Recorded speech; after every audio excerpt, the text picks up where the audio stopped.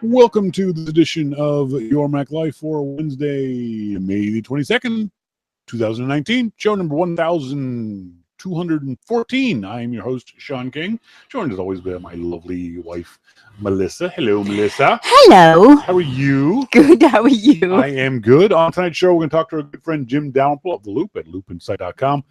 Apple announced new MacBook Pros yesterday, which effectively killed the rumor of 16-inch MacBook Pros. They will not announce 16-inch MacBook Pros at WWDC because that would be stupid. Even though some people think that Apple still will, that would be stupid. We'll talk to Jim about the new Pros. Also, the keyboard thing. I haven't used any of the new MacBooks or the butterfly keyboards, but I've heard a lot of the issues that people have had with them. And Apple kind of sneakily addressed it. They didn't address it publicly. They did address it with the interviews that they gave to Gruber and Jim and others yesterday morning. I'm talking about that as well. We're also going to talk in hang on, what was the other thing we were going to talk about? Hang on, I got it written down. Oh, WWDC. Jim announced the Loop Bash will occur again this year, also again at the Ritz, and also again with the fabulous Silicon Valley House Rockers, the band that we used to have at Macworld Expo. Great band, great guys to listen to.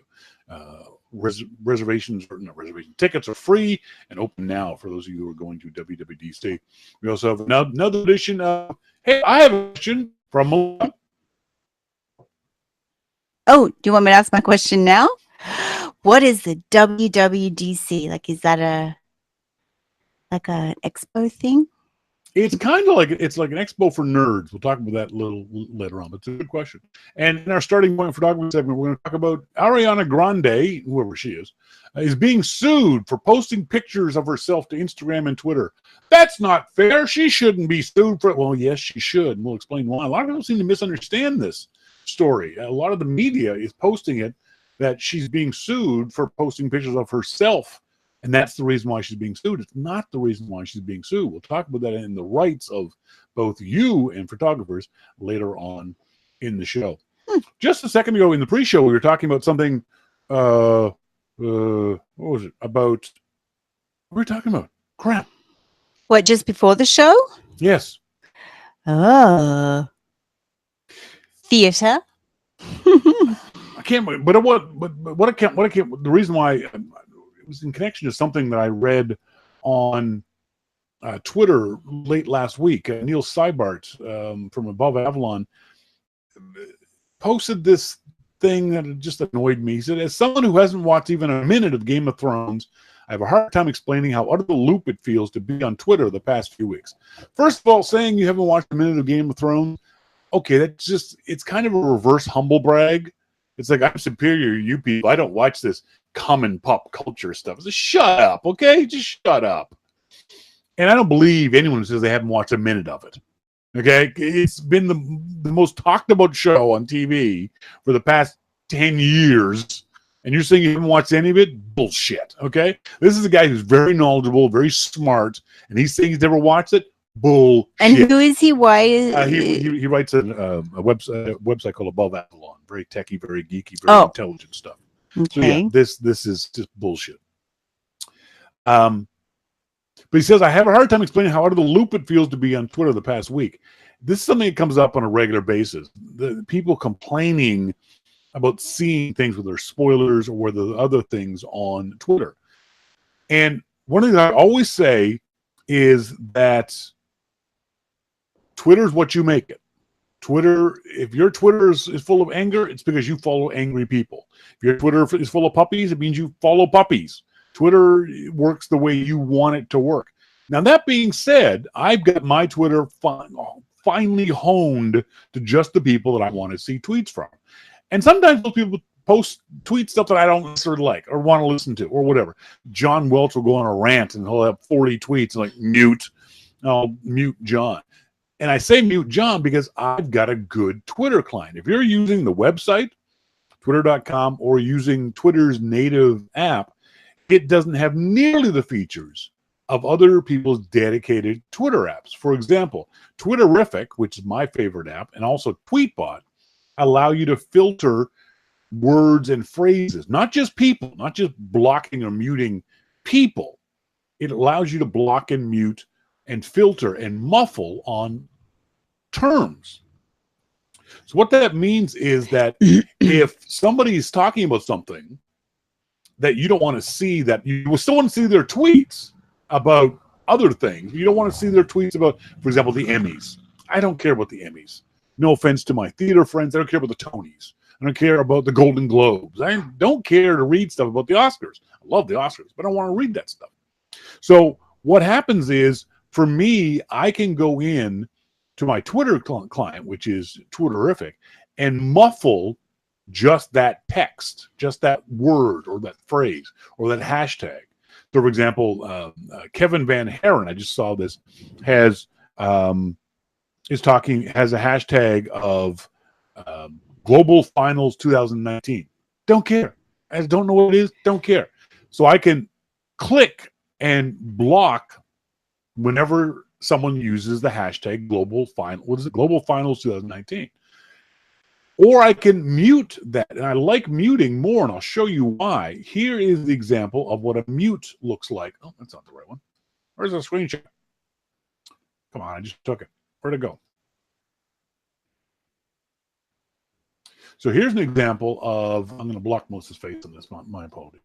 This is what it looks like. That's terrible. I'm not going to block your face. I'm sorry. That's just, I shouldn't have my wife. Oh, that's all right. No, hang on. I can do this better. And change the audio, so you guys should now be able to hear this. So when you see this, you'll see on top it says Global Finals 2019. I don't see the tweet. I see what's being blocked. So there's Star Trek being blocked. There's Comic-Con being blocked. There's Deutsche Bank being blocked. Those are things, frankly, I don't care about. I don't want to read on Twitter. So rather than delete the people from my Twitter feed, I muffle just those words. So the words still pop up, but the tweet doesn't. So I can just very easily skim over them. I do that a lot for Trump. I want to see what Trump tweets. But I don't want to see his retweets, because he always just retweets bullshit from Fox and Friends, things like that. So I can block Donald Trump's retweets. So I see the stuff that he sends, but I don't see the stuff that he basically links to. So Neil is complaining about seeing all this Game of Thrones stuff and being out of the loop. Well, it's very easy to manage your Twitter feed using one of these clients. Again, Twitterific on the Mac and on the iPad or iPhone, and Tweetbot in various ways. And I've got so many muffles and blocks and filters that I was having a problem, or I still am having a problem with Twitterific being very, very slow to load. And I asked the developers why that is. And they said, well, I said, is it because I have too many muffle rules? I said, well, how many do you have? And I counted up and they went, say what? I don't even have that many. I'm not a developer of this Control stuff. freak. Exactly. But it makes Twitter much better for me because I'm not seeing a lot of crap on my Twitter feed. I'm still seeing, I wake up in the morning, there's still 700 tweets there, but I can get through them very quickly because a lot of them might be news tweets. There might be retweets from people I don't want to see the retweets of. They're, the night before the Oscars, it might be a bunch of Oscars tweet, and I don't see any of them. So yeah, if you want to take a stab at Twitter, but you want to manage Twitter, get a better Twitter client than the native one from the folks at Twitter, or using the website. The other thing about using a native client, I don't see any ads either. I don't see any sponsored content that you see when you go to the twitter.com webpage. They'll insert ads into your Twitter feed. Screw you, I don't want to see those ads. Why is anybody using that format? That's a good question, except for the fact that they're cheap. Twitterific costs, I think, $10. Tweetbot, I think, costs $10. They often have sales where you can get them for $5. A month? No. Done. $10 or $5, whatever it is, and you're done. So pay if you want Twitter to be interesting, you want more control over your Twitter feed, pay the $5, pay the $10 to Tweetbot or Twitterific, and just get a much better client, much more full-featured client for Twitter, and it makes things a lot easier. are all kinds of Twitter clients out there, but those are the two best ones. And one of the reasons why they're the best ones because they're paid. You're giving money to the developer to go and develop more features of the Twitter client. They're actually coming out with a new version, Twitter, sometime in the next month or so, and they're going to charge for that new version. And people are going to bitch and whine and complain about it. But guess what? If you don't want to spend the money, don't upgrade. They're not forcing you to upgrade. They're going to add a whole bunch of new features and a whole bunch of new functionality to it. But if you don't want that stuff, don't pay for it. Just don't complain about it all. Mosquito. Blocking Star Trek? How dare you, sir? I don't care enough to want to read about Star Trek. I like Star Trek. I like the movies. I like the characters and the TV show, but I don't care to read about Star Trek. So how much of Twitter, because I'm not a Twitterer, how much of Twitter is positive, lovely, uplifting stuff? Would you say it's a small percentage? Would you say most of it is like wah, wah, wah, and people have a lovely sort of a box to stand on to go on and on about their cause? MacMan, not much. Sure, 1.5%.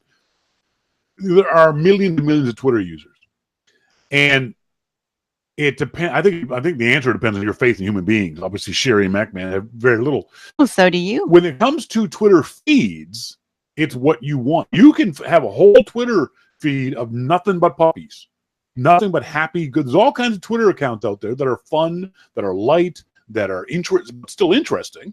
There's all kinds of fun Twitter people out there that tweet interesting, fun, happy things.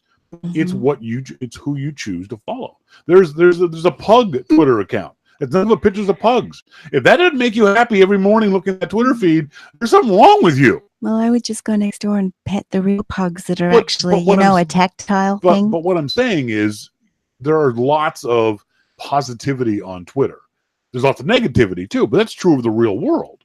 There's as much negativity and positivity on Twitter as there is in the real world, as there is on Facebook, as there is in the grocery store, as it is everywhere else. I don't come across a lot of... Anyways, okay. So, anyway, emergency kittens for the win. See? There you go.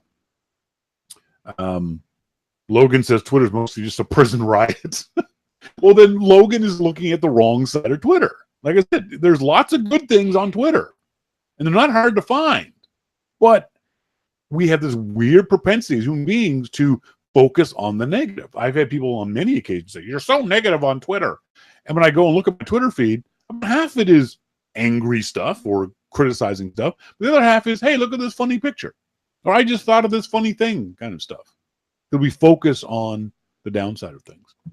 Later on the show, in our starting point for Douglas segment, we're going to talk about Ariana Grande and why she is being sued by a photographer. We're also going to have Melissa's question of the week. I have a question. She has a question with WWDC. But up next, we're going to talk to our good friend Jim Dalrymple of The Loop at loopinsight.com about WWDC, the Loop Bash, the new MacBook Pros, and all kinds of other things. All that and much more coming up. This is your Mac Life.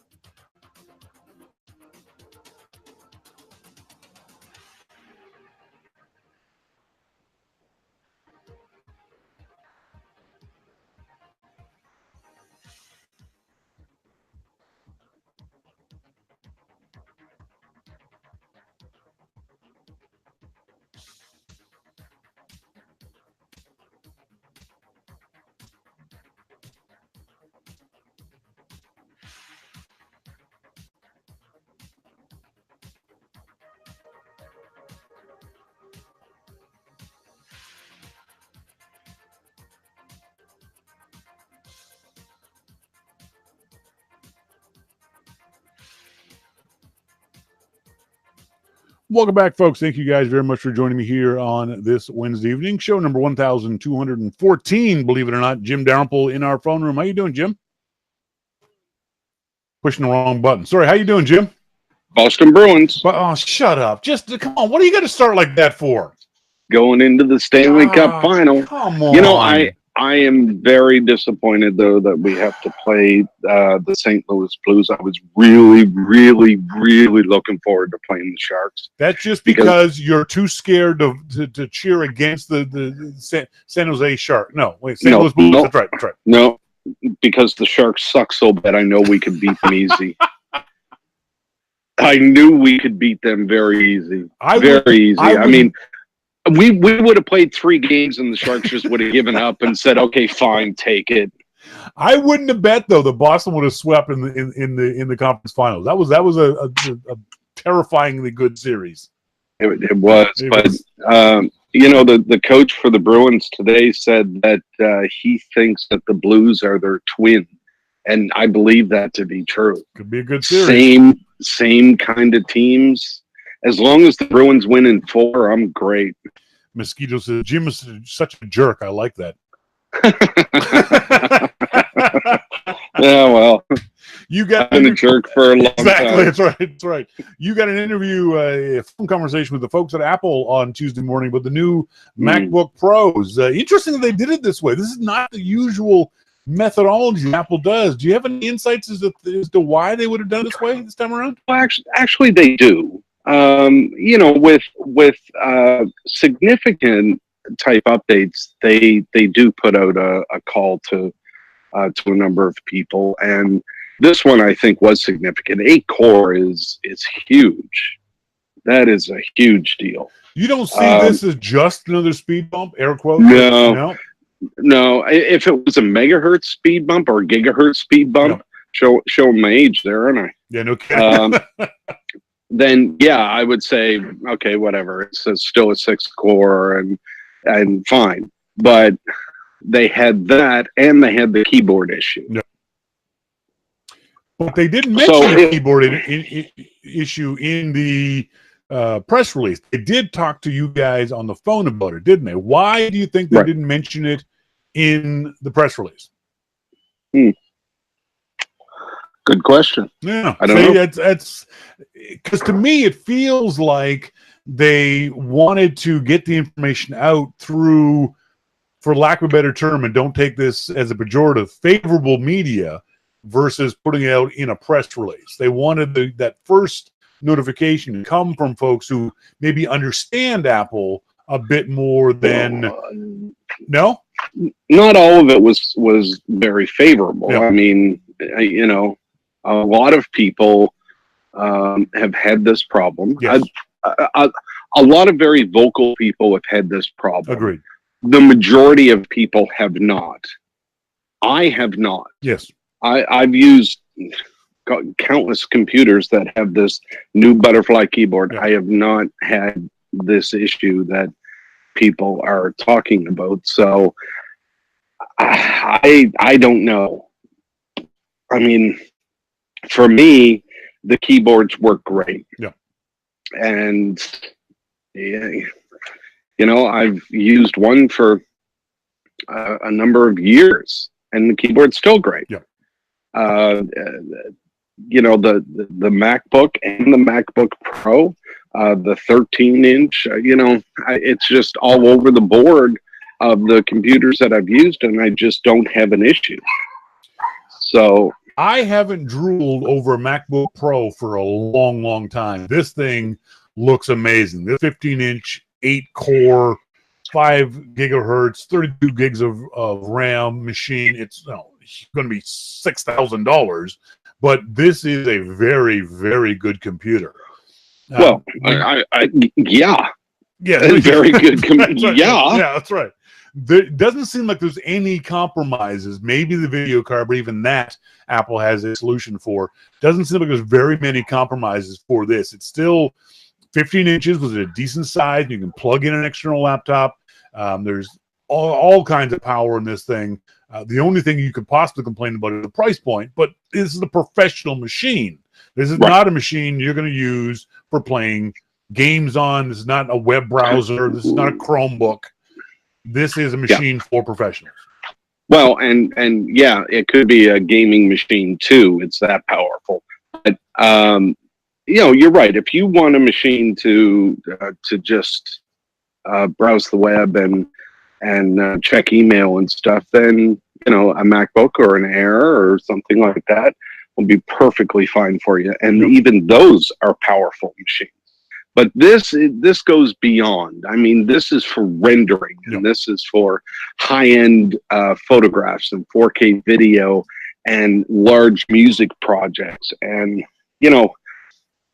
I remember back in the day when I would create music projects, and on my Mac Pro at that point, one of the cheese grater Mac Pros, I would create music projects that had 50 to 100 tracks of live recordings of my band. Yep.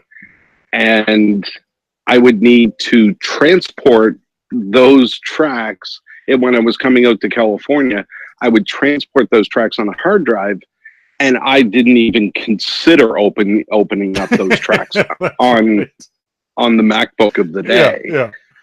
That would be just silly. That's right. It's just a complete waste of time. I mean, it would take me the whole plane ride just sitting there looking at the spinning wheel as I tried to open this and chugged along.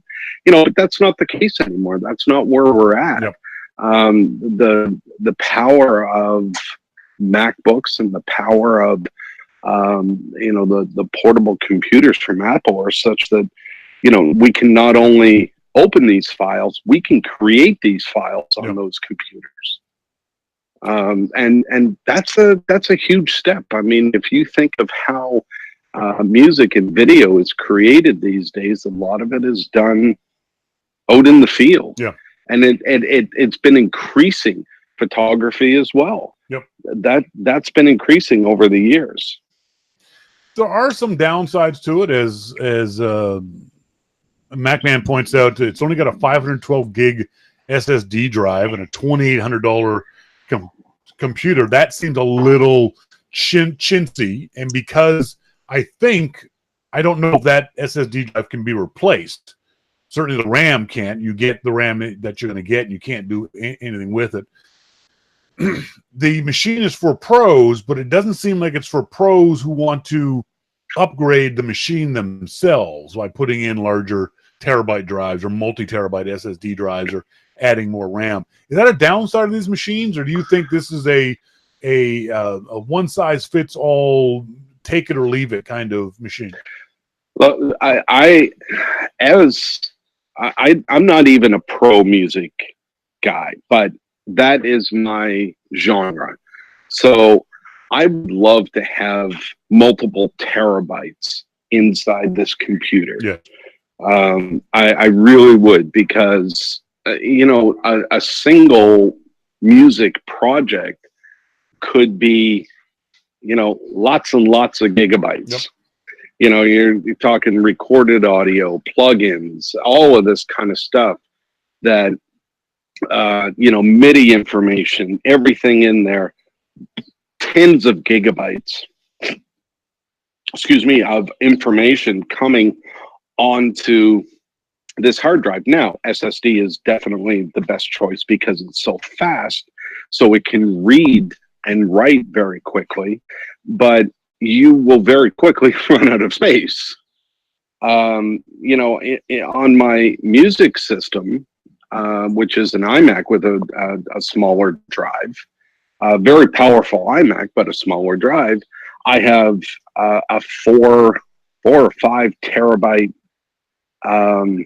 external drive where I just keep the projects and all of the Logic information, all of the Logic sounds and GarageBand sounds and Pro Tools information and all of that kind of stuff all lives on that drive. Yeah. And I would love not to have to do that, but that's what I do. And if I got one of these computers and it had 512 gigs, then I would have a 5 terabyte drive that would be plugged into that all the time. And when I take it, that drive would just be part of it. The problem is Apple is telling you, hey, upgrade everything now. But the prices they're charging for these upgrades, as folks in the RC chat room are pointing out, you can buy 1 terabyte SSD drive for less than $150 at retail. And on Apple's website, that terabyte SSD drive is $400. Come on, Apple. That's just not, you're ripping people off at this point. There's no other way to describe it. Is it the same hard drive? Even if it's not the same hard drive, it's not going to be. Well, no, that's not true. Come on now. That's not true. I have been through, and I think many of us have been through over the years, hard drives that were cheap, and learned very quickly that you get what you pay for. True. You know, I made that mistake, and I will not make that mistake again. So when I bought my I don't know what, I think it's a LaCie that I got. Yeah. 5 terabyte drive. I mean, this is a rugged drive. Yeah. It's built in a rugged case, and it cost me. But one, I didn't have any choice. And if I don't have a choice but to buy the drive, then I'm going to buy something that's going to be reliable, because I've got a lot of important information on that drive. Sure, yeah. So, when I start up a music project, and I was working on music projects all this week, when I start up a music project, I have to know that the drive is going to work, the drive is going to be reliable, and anything that I put on that drive, I'm going to be able to retrieve. Yes. So, I went to the online Apple store. Actually, I sat here one day and I thought, okay, I can't do this anymore. I need a drive. Went to the online Apple store. I ordered it. We talked about this before, about delivery. An hour or two later, guy pulled up and there's my drive. Yeah. And, I've got drum samples on that. I've got Pro Tools projects. I've got Logic projects, GarageBand, all of the sounds for those apps, all on that drive. And if that drive went, you might as well just take my heart That's away. Right, exactly. So I think it's worth it to go and buy the best drive that you can, the most space that you can, and just be sure. There was no mention in very many things about the touch bar. Do you still use the touch bar on your MacBook Pro? I never really did. Is this something that Apple should just get rid of? It seems to be caught in between a rock and a hard place of usability, that some people love it, some people don't. Some people use it. I'd be willing to bet most people don't use it anymore. It feels like something that was a gimmick from the get-go. So many people don't like this, that why not just get rid of it at this point? Do you think the Apple has any thoughts with regards to that?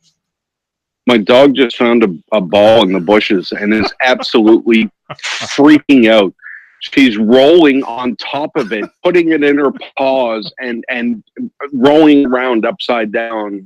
Like, I'm so entertained right now. And then she looks at me like, what the fuck? Yeah, what, exactly. What do you want? What do you want? This is what I do. This should not come as a surprise to you. You should see what I do when I'm not home, when you're not home.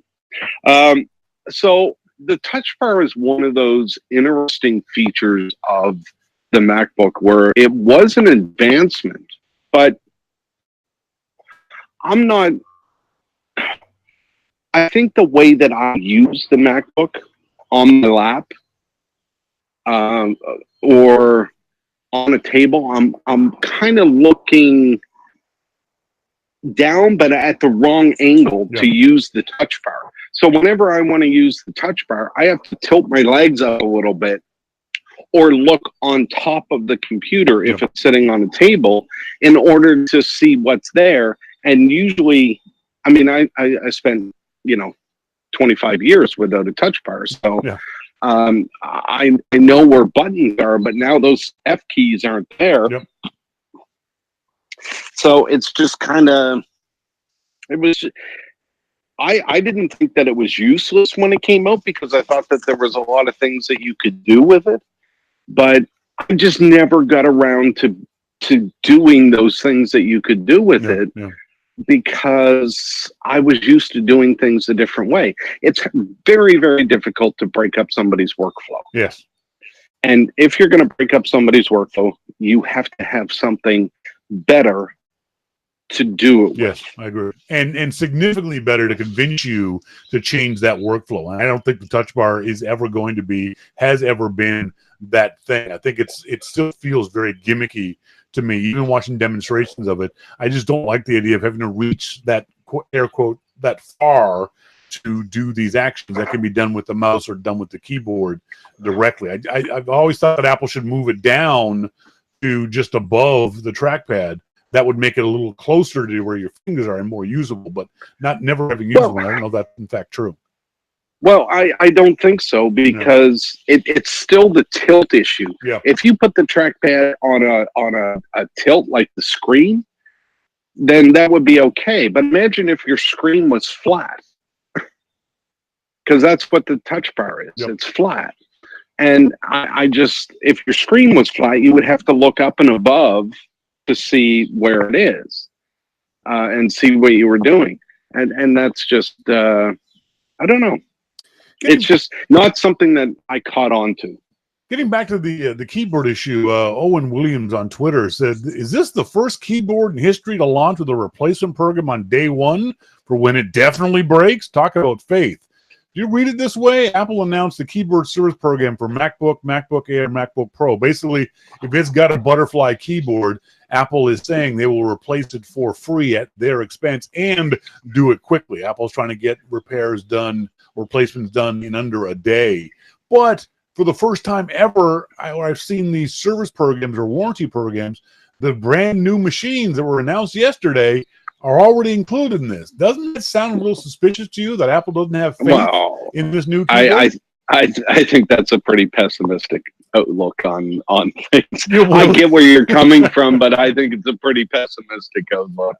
I don't agree with that at all. I think all Apple is saying is, look, we know that some of you have had problems, and we're going to include this new computer in the program, and we're going to do it faster. We're going to do it better, but we've already fixed it on the new one. So I think what Apple is doing with this is telling potential customers, we got your back on this. We're not going to leave you hanging. If this, we don't think it's going to happen. We don't think this new keyboard, we think we fixed the problem. We don't think it's going to happen. But if it does happen, don't worry about it. We got you covered. So go ahead and buy this new keyboard. Don't worry about it. Because for people like me, if I was in the market for a MacBook Pro, could afford a MacBook Pro, this whole keyboard issue would definitely give me pause and make me consider not getting one because I'd be worried about this. The most powerful, as I said on YML Daily this morning, the most powerful laptop in the world is useless if your keyboard doesn't work. Of course, eight cores are useless if I can't type the M key, you know? So I think that's what Apple's doing with this. I think they're trying to downplay this, which is why they didn't mention it in the press release. They just sort of mentioned it to you folks on the call yesterday morning. And then this keyboard program is just a matter of Apple saying, calm down, don't worry, we got your back on this, and if it does break, we'll get it fixed for you inside of a day. Yeah, and I think that's great. I mean, I don't know what else they're supposed to do at this point. I mean, they've had issues with a small number of people, according to them, and I can attest to that. So they've had these issues. And I mean, what would it say if they didn't put this computer in there? I mean, they're screwed either way. I think if they hadn't put it in there, people could say that Apple has definitely felt they fixed this problem. Nah, I don't. I think people would have said, great, now I have to buy a new computer and fight for that too. I mean, they're screwed either way. It doesn't matter. But they're screwed from their own design elements. But you know what? The butterfly keyboard I actually love because it doesn't do all that silly tilting and you know, you press it and it doesn't take or anything like that. I think the design is good. And if you read my story, you saw that what they did was actually change the material inside the keyboard. They didn't change the actual design of the butterfly keyboard. They changed the material inside.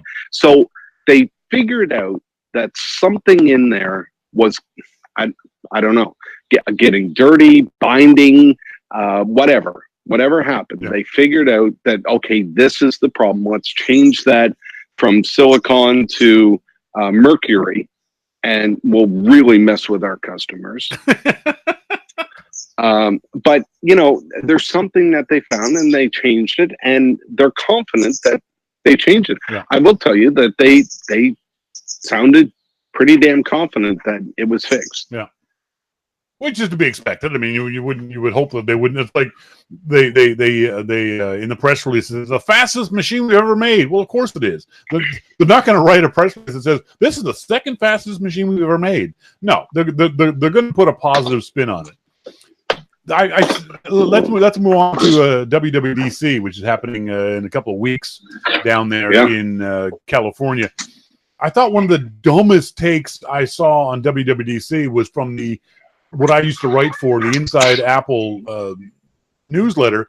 And this guy says, talking about the new 13 and 15-inch Touch Bar MacBook Pros, says, what does this announcement 2 weeks before WWDC mean for the rumored new 16-inch MacBook Pro design? Jim, tell him what it means for the 16-inch MacBook Pro. Do I have to? Hell, if you don't, I'm going to have to. Well, they got this out of the way. Exactly. There's not going to be a 16-inch MacBook Pro. So I don't know what else you want me to say. Anyone who thinks there's going to be another MacBook announced in 2 weeks is an idiot, because there's no way that Apple could deal with the PR hits of somebody buying a 15-inch MacBook Pro today, and then in 2 weeks' time, Apple's saying, "Oh, by the way, we're bringing out a 16-inch MacBook Pro." No, they're not going to do that. Now, I wouldn't be surprised to see the Mac Pro not announced, but a look at the Mac Pro. I think they got to announce it, even if they announce a date in the fall. They have to announce the Mac Pro.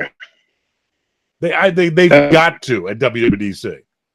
That would be interesting. I would be interested to see that. But what people have to remember, and we say this every year, is that WWDC is all about software. Yes. So it's about iOS, tvOS, watchOS, iOS, macOS. I don't know how many OSs I mean there, but it's about all of the OSs. Yes. That's what it's about. It's not even for consumers. It's about getting the information and the APIs to developers. And when you leave WWDC, if the developers are excited, you should be excited. Yeah. Because that is where developers get their cue for the next 12 months. Sure, absolutely. And that's the way it's been for years. Now, any hardware announced, and Apple has announced some significant hardware, iPods and things like that, at WWDC. Any hardware announcement is an addition. That's the gravy. Yeah. So could there be hardware announcements at WWDC? Absolutely. Yeah. There could be. And there have been. But I never go into WWDC expecting a hardware announcement of any kind. Yeah. So if there is one, it's a gravy year. But if there's not, don't complain about it. I think one of the things you said rings true, in that this is the way to get developers excited. But one of the ways to get developers excited is by offering them new machines. And the funny thing is, most developers are writing code. Code doesn't need an 8-core MacBook Pro. It doesn't need a Mac Pro Tower or anything else along those lines. But people still aspire to those machines. They think they would love to have one of those machines, even if it costs them $8,000. I still think that if Apple doesn't announce a Mac Pro at the keynote and WWDC, the first headline you're going to read out of CNET, out of The Verge, out of those sorts of websites is Mac Pro, the new Air Power Mat. I think that you're going to have justified comparisons between the Mac Pro and the discontinued, the never released Air Power. No, and I don't think for Apple. I don't think it'll be justified at all. If Apple comes out and says no, we're not releasing a new Mac Pro, we've decided to scrap it. Yeah. Then we can talk about that. But until then, I mean, if Apple, again, you cannot expect a single piece of hardware at WWDC. If Apple shows the Mac Pro and says it's coming in October, and here's the date, here's how much it's going to cost, and here's what it does, and it's modular, and you can stick a table in there and it's all good. Yep. Then that's, geez, a bee just flew into my face. Yeah. Yeah, you want some of this? Come on. I don't believe you, because it would have got stuck in the beard. No, I was just going to say, you come on, you get stuck in that beard, you can sing all you want. It'll eat you up. That's right. Once again, now let's move on. Once again at WWDC, the Loop Bash is going to be happening at the. What do you mean? Let's move on. Am I boring you? You've said enough. Wow. I want to talk about the party. Okay. The Loop Bash is going to happen at the Ritz again this year. You must have had a good time last year. Same with the band. You must have had a good time with the Silicon Valley House Rockers. Well, the House Rockers are one of the most incredible bands ever. For a bunch of amateurs, these guys should be putting out records. There is no way you can consider these guys amateurs. Yeah. No way. They're a bunch of pros at other jobs. Well, Paul Kent and the band that he's assembled, it's the most incredible band. Yep. And they rock every party, everything they do. I mean, I've gone to see them at venues throughout the Bay Area over the years, and they're just great. Oh yeah, they're fantastic. Folks, you can go to the loopinsight.com, and you have to now explain to the audience how this is going to work. You go to the website that you've linked to in the Loop story to RSVP, but your RSVP is not a reservation. It's just the potential to get into the room, right? Well, last year we had over 1,000 people at the party, and everybody got in, but some people expect to come and just walk in. And last year it was pretty packed. Yeah. It was busy all night long. So that's why I say in there, come early, and you can't just come and walk in and expect that that's going to work for you, because it won't. But we do our absolute best to cycle through people as they come and they leave, and we let new people in. It was a great time. The party lasts for 4 hours. Wait a minute. You said cycle people through. Are you saying that you encourage some folks to leave? Well, people like you, I would encourage to leave. I don't expect to get in, let alone. I've been thrown out of many parties. I have no problem with it. It's not unusual for me to get tossed. Well, no, I'd let you in. I would just encourage you to leave. Like, as soon as you walked in, I would be asking, so Don't you have something else to do? I got thrown out of a Mac Observer party during Macworld Expo, so I'm used to getting thrown out of parties. Really? Oh yeah. Wow. And poor little Jeff Gamet, because Dave Hamilton didn't have the balls to do it himself, so he sent poor little tiny 5-foot tall Jeff Gamet to throw me out. And Jeff was just scared, man. He was terrified. Well, I don't think I've ever been kicked out. Really? You've never been kicked out of a bar or a party? Oh, any bar? Okay. Now that we brought the parameters, it was too narrow there. Exactly. First, but yeah. Okay, Okay, I give out of up. a bathroom. Okay, but you make it a wider selection. Yeah. Been kicked out of living rooms and kitchens and houses and provinces and countries. Exactly. And if you haven't been kicked out of someplace, you haven't lived. I've always said everyone should get arrested at least once. Just to find out what it feels like. Don't get arrested for armed robbery, but get arrested for, throwing a drink in someone's face, something like that, just to see what it feels like. Don't do it now when you're older, but in your 20s, go for it. In the U.S., you can get arrested for almost anything. Yeah, no kidding. It's not a hard path to get through. So in Canada, I've knocked people out, not got arrested. Well, as long as you pick them up and buy them a beer, he deserved that. Exactly.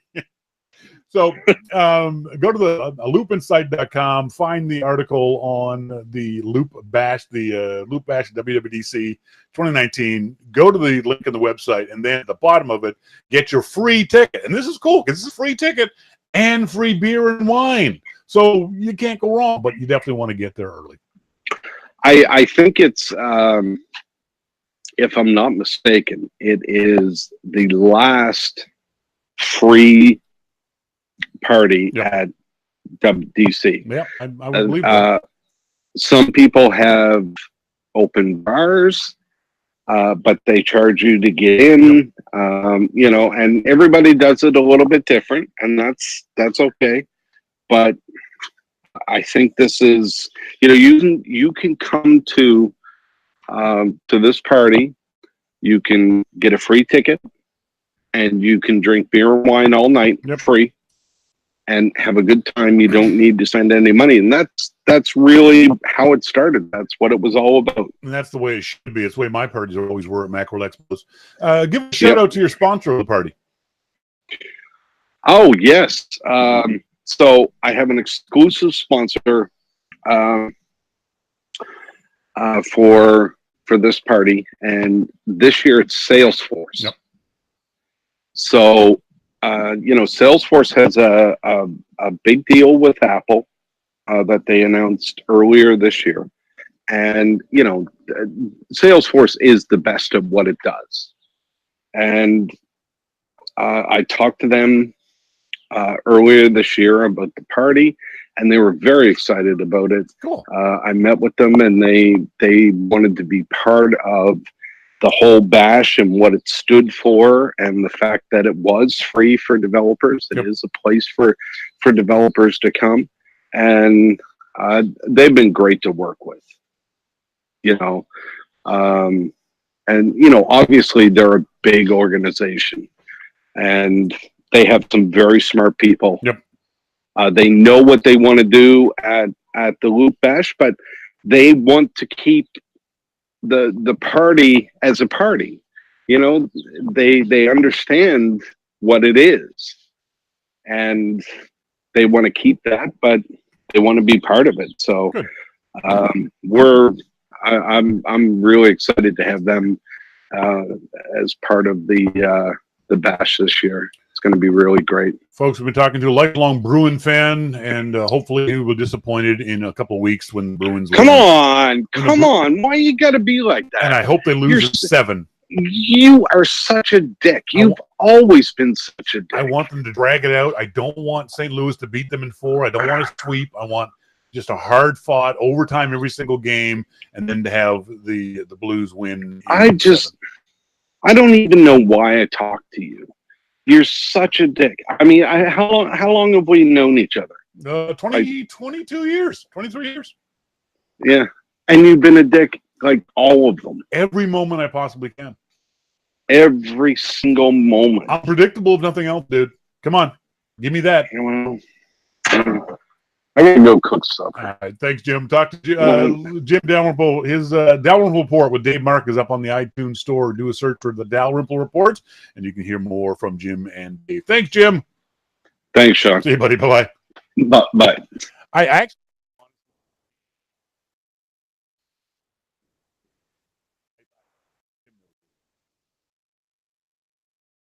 My microphone down. I actually do mean that. I do want to see the Bruins lose. I don't care if they lose in 4 games or 5 or 6 or 7. I just want them to see them lose. I've hated the Boston Bruins since I was a kid.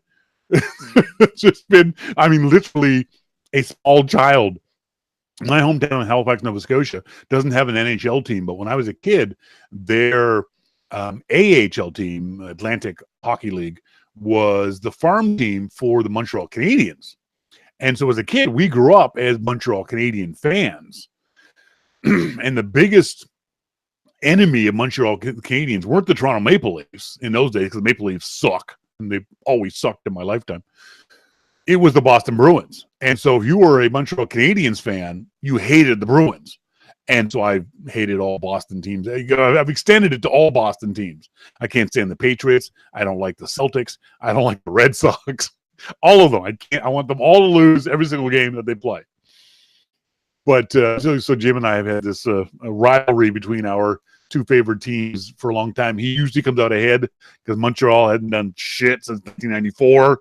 Like any other Canadian team, we suck for many, many years. It's painful, but it's true. Folks, when we come back, we're going to have Melissa's I Have a Question segment and Starting Point Photography. Hope you'll stay tuned to that and much more. All that coming up later on. This is your Mac Life.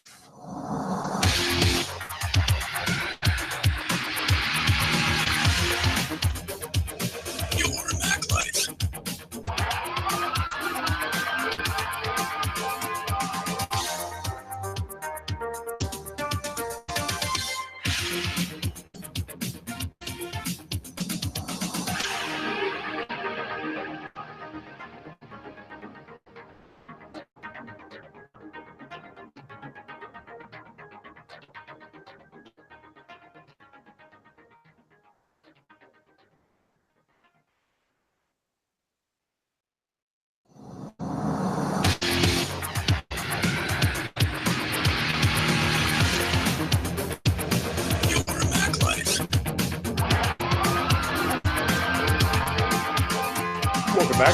Welcome back, folks. Thank you guys very much for joining us here this Wednesday evening, whether you're tuned in live or in the archive. We appreciate you guys being tuned in to the show. Look at this lovely little segment.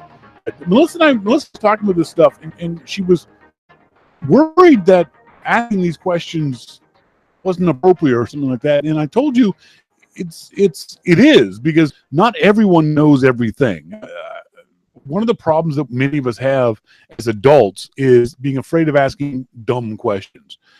And there are dumb questions. People say, there's also a dumb question. There's all kinds of dumb questions.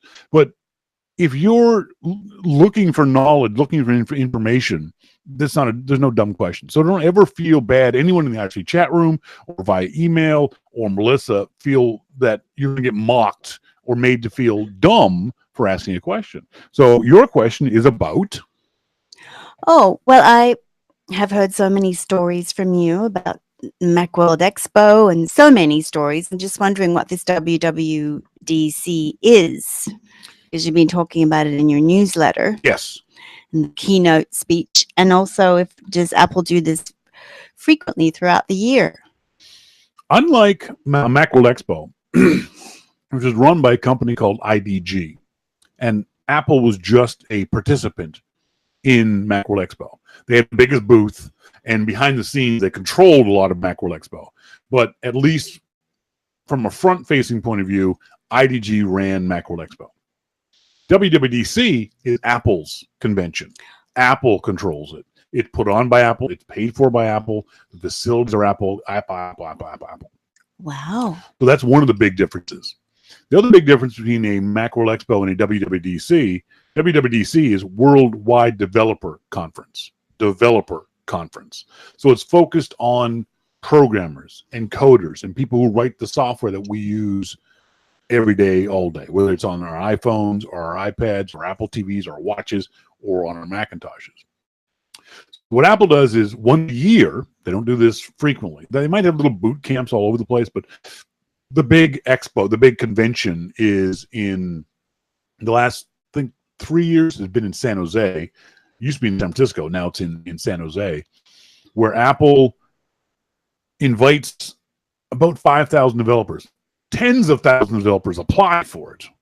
Again, unlike a Macworld Expo, not anybody can buy a ticket and get into WWDC. You have to be, it's a lottery because there's so many people.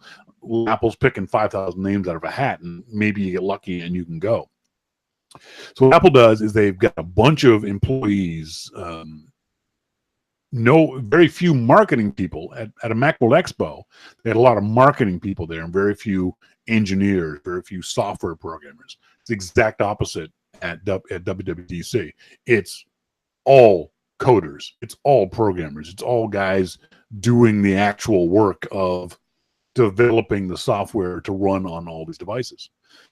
So the great thing is, if you have an app and you can get into WWDC, you can go and talk to the guy whose responsibility is the stuff your app does. So let's say your app does, you have a camera app. You're the guys at Moment who have this really great manual camera app. And you've read all Apple's documentation about this kind of stuff, but you still got some questions. So you go to WWDC and you'll go and you'll find that guy or those 5 guys at Apple. Hey, you're the camera guy at Apple. When I do this in my code, this weird thing happens. Can you fix that? Oh, let me see. Let me see your code. And you'll actually show the Apple guy your code. You'll have it on your laptop, and the Apple guy will go, okay, here you need to write this instead of writing that. It'll fix the problem. Oh my God, thank you. That's what a WWDC is. But they're not there to try and sell their apps to Apple. No, not at all. They're there to help develop their apps. Exactly. Some of those guys, some of the higher ups would be there to do that. But the people, the 99% of the time, the people who get a ticket at WWDC are the coders looking for information from Apple. Hey, I want to do this in the future. Will I be able to do it? Looking for what Apple is going to do. So on the keynote, Apple will stand up and say, okay, here's the new version of the Mac OS, the one that runs on our Macintoshes. It's going to be able to do this, this, and this. And some developer in the back is going to go, wait, if it can do that, it means I can make my app do this. And now he goes, wow, okay, I'll go home and I'll recode my app to take advantage of that new thing Apple is going to release. Same with the iPhone, same with... But Apple can't take ideas from these people that are coming. They're not supposed to. They have tangentially in the past. The problem is you can't patent an idea. So ideas are free for anyone to use. If I tell you an idea, you're free to use it unless I find some way to prevent you with an NDA, non-disclosure agreement, or whatever it might be. But these are ideas in the making. These young people are designing and developing their ideas, and Apple can even take it from them then? In theory, yes. The MacMan just picks up on something called Sherlocked. There was an app from Dan Watson, I think his name was, called Sherlock that did search on your Mac. It did a really great job. And 6 months later, Apple came out with their own version of Sherlock that completely destroyed this guy's app because it was no longer needed. One of the problems is users tend to use the apps that are already on your Macintosh or already on your iPhone. So most people use the native camera app. When you take a picture, you use the camera app on your phone. Even though there's 500 other camera apps, free, paid, different versions of it, you tend to stick with the app that comes up when you turn your camera app on, when you turn your camera on. You can take an app like Moment and put it on your home screen of your iPhone and unlock and then tap on that app, but most people don't. They'll swipe to get to the camera, the native camera app, and take pictures with the native camera app. So Apple's got a big advantage already. So they tend not to need to steal ideas from other people. Some ideas also are just natural progressions of things that are already in place. Like true. the idea, I've told you my idea for a photo app. And one of the problems with my photo app idea is, even though no one else has thought about it, it's a natural progression of it. And if I mention it to the wrong person on Instagram, they could go, "Oh yeah, I'm going to take that idea," and they would easily say, "Oh, that's where we're going to go anyway." But Apple tends not to do that kind of stuff. It does happen, but it happens fairly rarely. So what Apple's going to do at WWDC, and then so we'll watch the keynote at WWDC, and then from that moment on, everything is secret. If you're a developer at WWDC, you have signed an agreement with Apple to not talk about what you've learned, to not tell anyone outside of WWDC what you just learned. You're not allowed to write articles about it. You're not allowed to tell people about it. You're not allowed. People still do, but not allowed technically to do it. You'll learn all kinds of things. They've got all kinds of classes for developers. They've got all kinds of workshops. They've got a beer bash. That's the big party they'll have on the Apple campus. It's a fun thing, but it's very much a working convention for these developers. Their bosses. A ticket costs, I think, $5,000, plus another probably $2,000-$3,000 for hotel. Oh, so it's not just an independent guy. No, well, remember, it's at random. Apple picks the names out of the hat. Yes, now, I know, but Apple's going to save some tickets for favorite developers, Microsoft, Adobe, the big guys. But for the most part, it's going to be a very random pick of the draw. Now, that being said, you can still go to WWDC. You can still go to San Jose and hang out at WWDC and still meet people. Oh. And go to parties and go to the pub with people and meet them tangentially. There are alternative WWDC, alternative events going on around WWDC. So for example, the lady Julia Petrick from MacPaw. Oh, is she going there? She's going to be going to, but she doesn't have a ticket. She's not going to go into the sessions. When I went down with Jim a few years ago, neither of us had tickets to the actual developer conference part of it because it's a waste. We wouldn't understand a word anybody was saying. No, it's a whole other language. And literally, I'm sitting down at lunch with the folks from a software company called Black Pixel and listening to them. I'm literally understanding maybe one of every 4 words. They're coders. They're speaking. They're speaking code. Not just writing it. They're talking in code. Hey, Apple just announced this. Oh yeah, we could do this. And I was just like, don't worry about saying secrets in front of me, guys. I don't know a freaking clue what you're talking about. So that's what a WWDC is. All right. Thank you. Well, you're very welcome. That's our, hey, I've got a question from Melissa. If you have any questions you want to pass on, Melissa, if you are feeling a little self-conscious about asking what you think is a dumb question. Just pass a stupid question on to me. I'm good. Her. Melissa at yourmaclifeshow.com. You can send her email saying, hey, Melissa, would you ask this question? Could you find this out for me? Because I don't know. Yeah. We had a very funny we live in this area called the Sunshine Coast, and there was a Facebook page for the coast, and I think it was last night somebody posted this question on the Facebook page. It said, what's the number for the emergency veterinarian on the coast? My cat is freaking out. I'm like, dude, you could have Googled that in the time it took you to write it on Facebook. People answered them though. They did, but still. Someone asked to answer them with the Google page. That was the best part. Yeah. Answer with the Google page.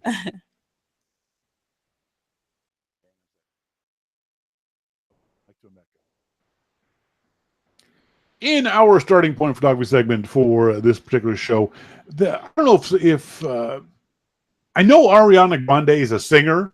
I don't think I've ever heard any of her songs. Oh my gosh, I don't know. I don't care. It's not music I care about. It feels like it's pop stuff. It doesn't matter. I'm not passing judgment on her music. I'm just saying I'm not a fan. I don't know who she is. But last week, a story popped up in far, far too many places that said that Ariana Grande was being sued for posting pictures of herself to Instagram and Twitter.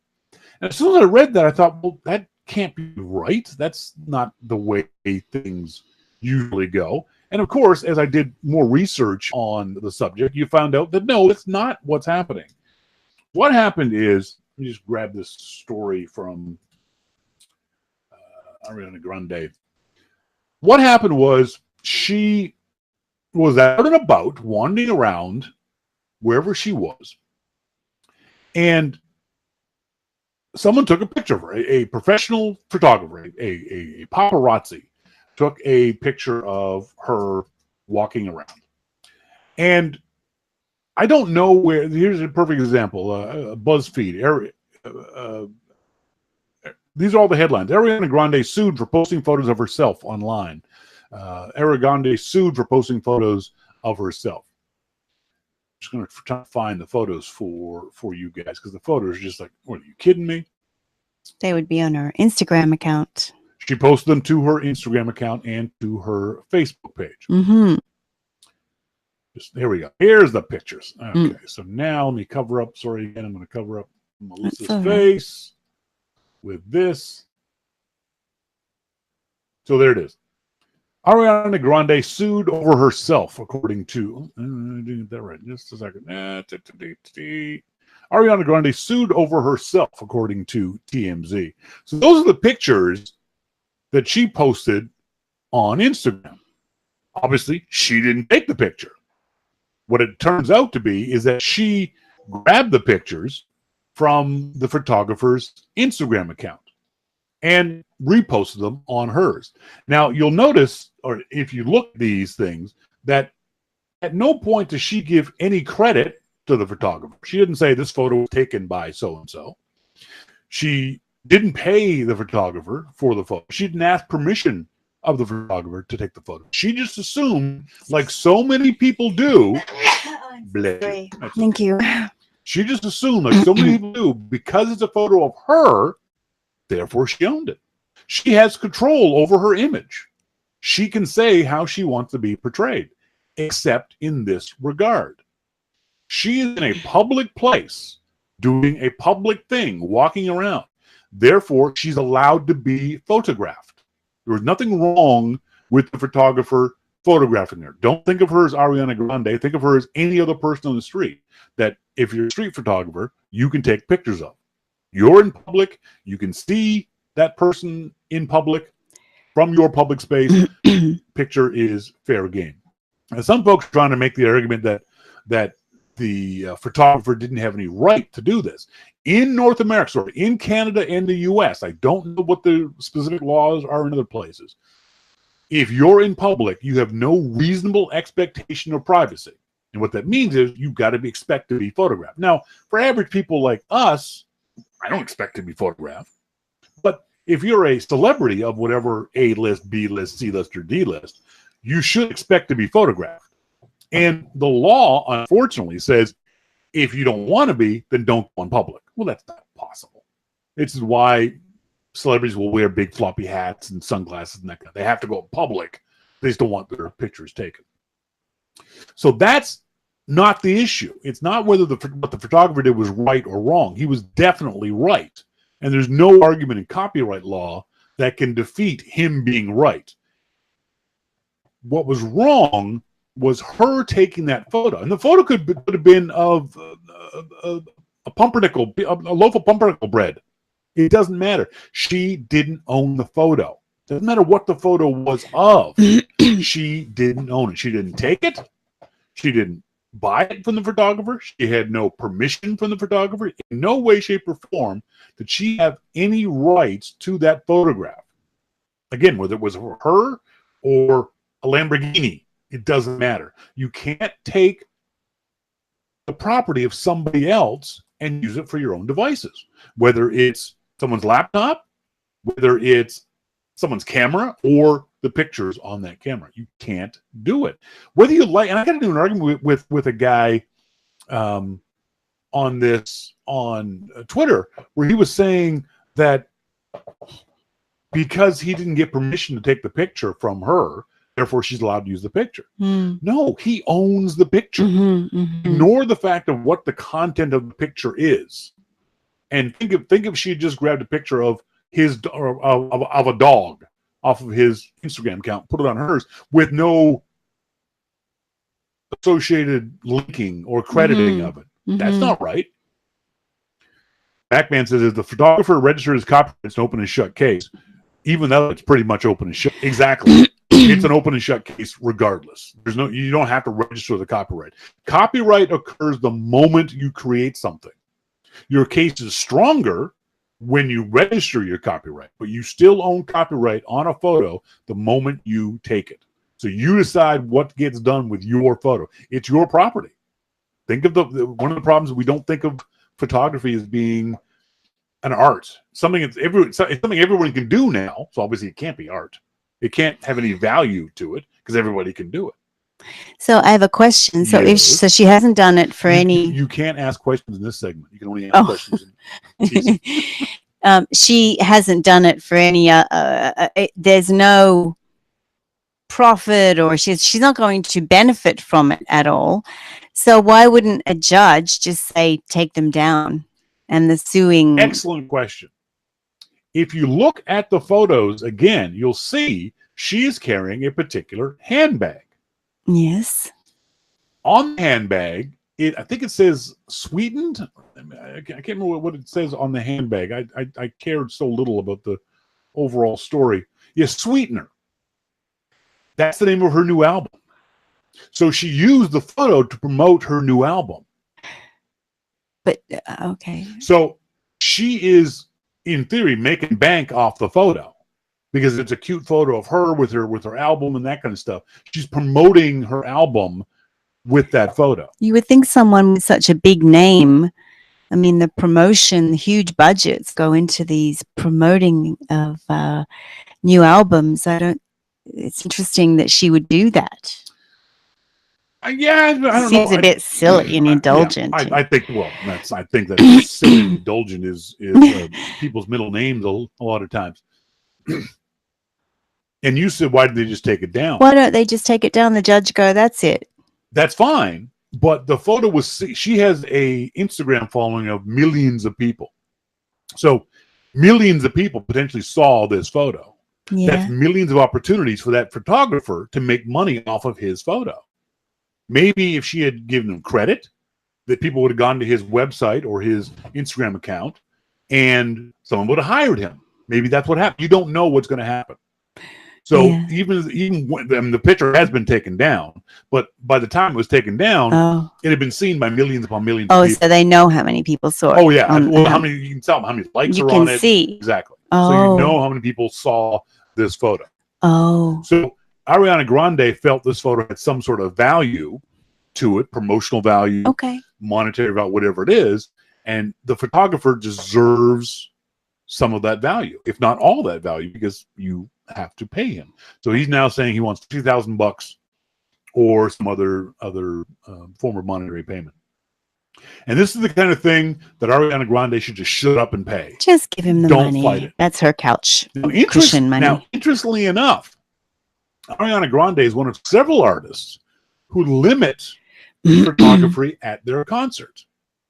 If you have to apply to be a concert photographer at an Ariana Grande event to get in that special space.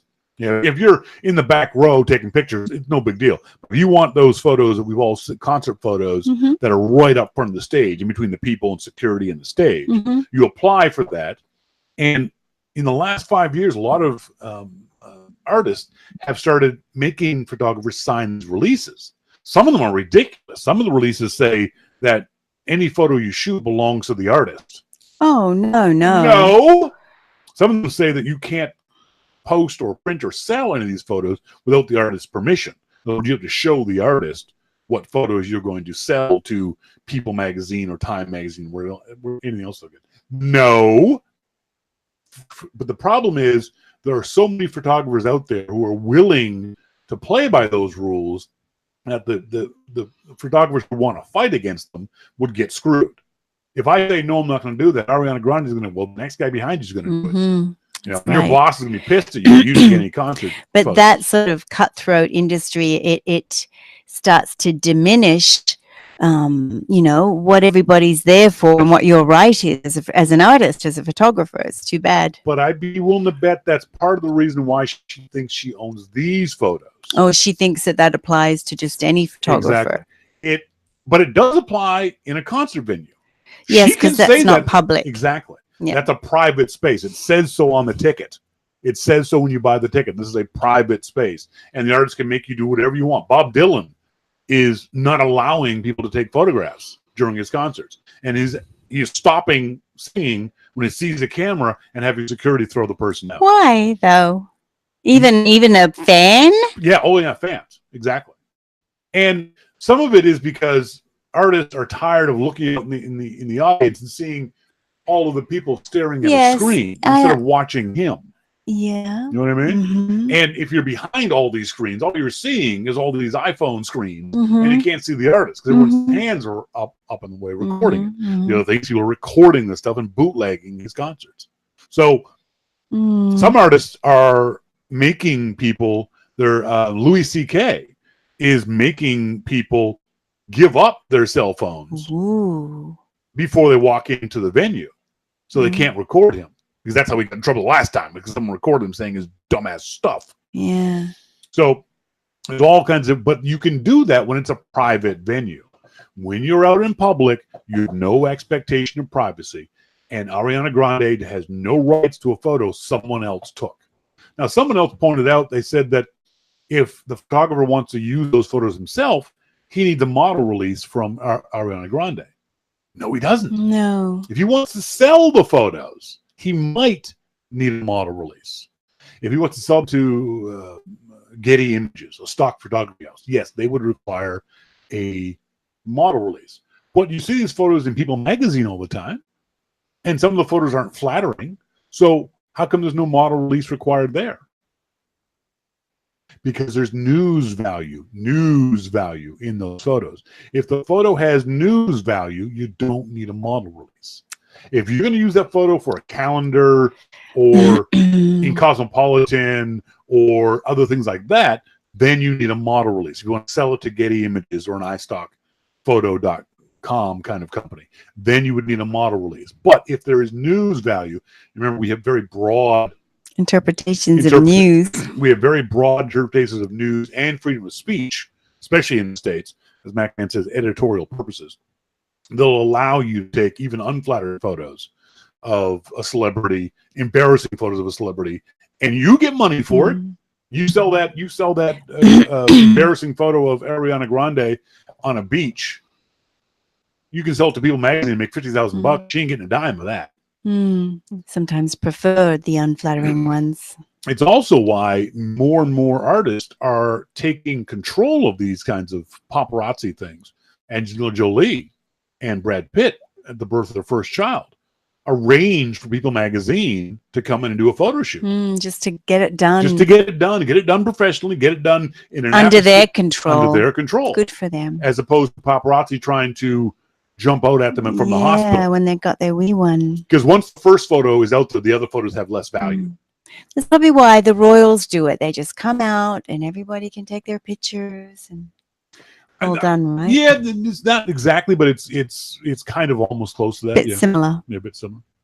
Anyway, if you have any questions about this kind of photography or anything else, please send me an email to Shawn at yourmaclifeshow.com or to Shawn at startingpointphotography.com. You guys know I like answering these questions from you folks.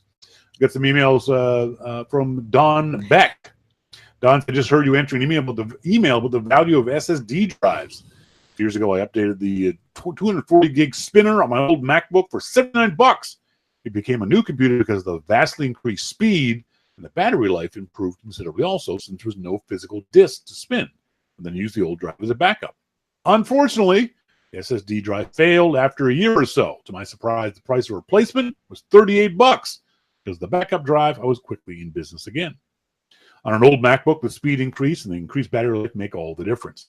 Cost of a new SSD drive and the step-by-step instructions on iFixit.com make it simple, as well as mine. I did the same with my sons and my neighbors. Thanks, Don. I did the same thing. Our friend Maurice Chevalier in Calgary had a 1 terabyte SSD drive. I had him put into one of my old MacBooks, and it makes a big difference. He says also, I heard your tip about clicking and holding the green dot. I love it. We even heard of another way to get a split screen, but it was so unobvious with so many steps, I can't even remember what it was. Another thing to look at that gives you even more versatility is an app called app on the App Store called Magnet. I've been using it for a while, and it's pretty good. It allows you to split the screen vertically or horizontally in half or thirds. Magnet's an app I have used in the past. So rather than having two windows side by side, you can have three side by side, or one over top of the other, or different configurations that you can't get with that one. But thanks very much, Don. I appreciate you sending me that email. And again, for some stupid reason, emails I know I've flagged for reading on the show aren't there anymore. I used the green dot today very effectively. Good. And I'm starting to use my shortcuts. We have shortcuts to talk about at some point, too. So happy. Happy girl. I think that's it. We're done. 6 minutes early? You got something to talk about? Oh. See, I planned the show on you going to yoga at 7 o'clock. Well, now you're not going to yoga. No, you've still got 5 minutes to fill. No, I'm not tired at all. I'm going to go and putter in the garden. Why aren't you going to yoga? Because I want to go and putter in the garden. And I did 2 things yesterday back to back, and I need to replenish a little bit. And you want to get your stickers? I can't believe they're actually giving out stickers to grown women for doing your yoga class. Oh, no, it's not just yoga. It's for the 6-week challenge. Fine. There's still the point. You get stickers. There's prizes and stuff. Hey, listen. Stickers are still just as rewarding as what they were for me in elementary school. It's like, oh, we sit down, look all through. Oh, look, there's hearts. Do you want a heart? And no, it's really super fun. I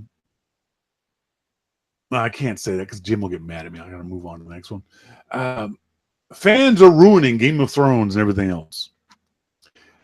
It's pretty well ruined, pretty well on their own. I don't know if the fans have done anything. My God, that's awful. Did you hear about this petition that over 1 million people signed a petition to force, I don't know how they would do it, HBO to rewrite the entire season 8 of Game of Thrones?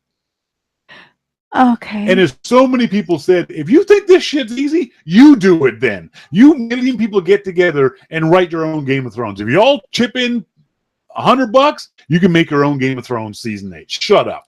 But the argument is that because of the internet, because of social media, fans can ruin these kinds of shows with the whining and the complaining and I don't necessarily disagree, except a lot of the complaints from Game of Thrones are valid. It felt very rushed. It was only 6 episodes. It felt very slapped together. There was a lot of logical inconsistencies in it. There was a lot of things, and we're not going to necessarily spoil it. We're going to definitely talk about it on next week's show. Give you time to watch it. There's a lot of things that just didn't go from point A to point B. They went from point A to point Z without ever explaining anything in the middle. Oh, many things. And the fans complaining about that is perfectly valid. People had very good questions, and the writers should look at all those questions. The petition is stupid. All right, I completely agree. Signing a petition forcing HBO to redo the series or redo the last season is stupid. But that still doesn't absolve the writers of some of the dumb things they did, especially in the last 2 shows. Terrible. I mean, in 2 shows, they've had coffee cups and water bottles in the scene. Come on, guys. And the wrong wig. Daenerys, she's changed wigs in the same scene. Those aren't things that the fans are wrong about when it comes to this kind of stuff. But, it's first world problem, people. True. They've got to take some responsibility, though, for why these people are upset. That being said, it was the single most watched show in HBO's history, so good for them. Where do you think it lies in the history of most watched season finales? Out of the top 24, where do you think Game of Thrones ends up on that list? In the top 24. I don't know what some of them were. Well, just take a guess. What you think? On HBO or on any season finale? Oh, 16th. 16th? You were close. They came 18th. And the interesting thing about the list, is how much of it is before what we would call the internet era. The number one show ever watched was MASH in season finale, 1993. Just brilliant. 106 million people, about a third of TVs in America were tuned to that finale. That's never going to happen again. We're never going to sit down and have a third of the country watching the same show, whether you watch on DVR or whatever. The television landscape is too fragmented nowadays with too many. Oh, yes, yeah. Number two is Cheers in 19. Also in 19. Sorry, MASH was 83. Cheers was 93 with 80 million households. Seinfeld season finale, Friends season finale, Magnum PI, which is bizarre in the top 5. Okay. The Cosby Show, All in the Family, Family Ties, Home Improvement, and it's not until you get to and then Frasier, Dallas, Gunsmoke back in 75, Happy Days, Golden Girls, Full House, MacGyver, and then Game of Thrones. All of those previous shows were well before or on the cusp of social media, Twitter, Facebook, the internet in general, and the fragmentation of our viewing audiences. Game of Thrones beat up Big Bang Theory, which is impressive when you think about it, because Game of Thrones is on pay TV, and Big Bang Theory was on network TV. Yeah. But even Big Bang Theory at 18 million is well below all these other TV shows for the finale. That's interesting. Big Bang Theory is the most watched TV show for the last 10 years, and yet its finale can only garner 18 million people. Yeah, but that doesn't mean that just 18 million people watched it. These are the ratings of it. Yes, this is the most watched TV finales. Right. I don't think we're ever going to get those numbers again on television. I think there's just too much.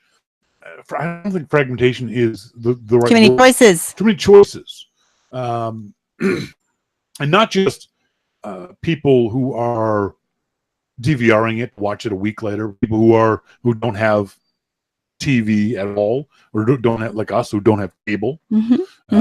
If any of these shows had come on, MacGyver, Home Improvement, we would never have seen them. You either buy the DVD, or you download it from a torrent site, or you watch it on Amazon, Hulu, Netflix, wherever it might come up. We are no longer. When MASH came on, and it was 106 million people, we were all sitting in the same place, watching the same show at the same time. There was no DVRs. There was no way of recording it. There was, obviously VCR, but the vast majority of people in 1983 were watching it live. That's never going to happen again. We're going to have those kind of numbers all watching at the same time. And I think it's a bit of a shame because, like we said earlier with the Above Avalon guy, Neil Spybar, complaining that he was out of the loop because of all this Game of Thrones talk on his Twitter feed. It wouldn't happen anymore. That if MASH was happening now, we'd all know what we're talking about, what everyone's talking about. We'd all be involved and invested in it. It just didn't happen. And I don't know if it's a good thing or a bad thing. I think it's a bad thing because we don't have these cultural touchstones anymore. Well, any universality of an experience like that, people love. It can be sports. Yep. Sports is the perfect example of how everybody just wants to connect over that thing that they all experience together, for a game on a big game. But even sports, the biggest sporting event in North America is the Super Bowl in February. But even then, the vast majority of people don't watch it. It's popular, it's talked about, but its ratings don't reflect that. Its ratings aren't in the 10s and 20s and 30s of millions like some of these shows are. I remember meeting a person back in college, and I was dating this girl from Czechoslovakia, and her parents had immigrated late. She was, I think, 18 or 19 when they left Czechoslovakia. And so you're talking to her, and the jokes and the things you talk about, she had no frame of reference for. She had never seen Wizard of Oz. No, the culture. That's why it's culture. So there's all these cultural things, phrases, funny lines we use that she didn't get and was confused by. And that is going to happen more and more. It happened today. John Gruber posted something on Twitter that was something along the lines of I wouldn't even give a monkey a rock. And I was like, what the hell are you talking about? He said, the Letterman thing. Oh, I haven't watched Letterman in 15 years. So I missed that reference that he was using. So that's going to happen more and more and more as we split, as this television viewing audience splits. So we think we're all getting more connected, but in actual fact, we're not. We're getting more disconnected. Interesting point. Folks, that's it for tonight's show. I want to say thanks, as always, to our good friend Jim Dalrymple of The Loop at loopinsight.com for being here each and every week. Also, thanks to you guys for being tuned in, whether you're tuned in live or listening to the archive during your week. That's why Sherry sticks to her Simpsons quotes. 20-year-old Simpsons quotes, because everyone knows those. Thanks to my beautiful wife, Melissa. Thank you. You're welcome. And thanks to everyone else. Sherry threw me off. It was your fault, Sherry. Sorry, Sherry. It's I was a good going one. good there at the end. It's still perfectly cromulent. And you just made me go with a right turn. Folks, that's it for tonight's show. As always, I've been Shawn King. I'm Melissa King. And you were listening to Your Mac Life. See ya. Bye.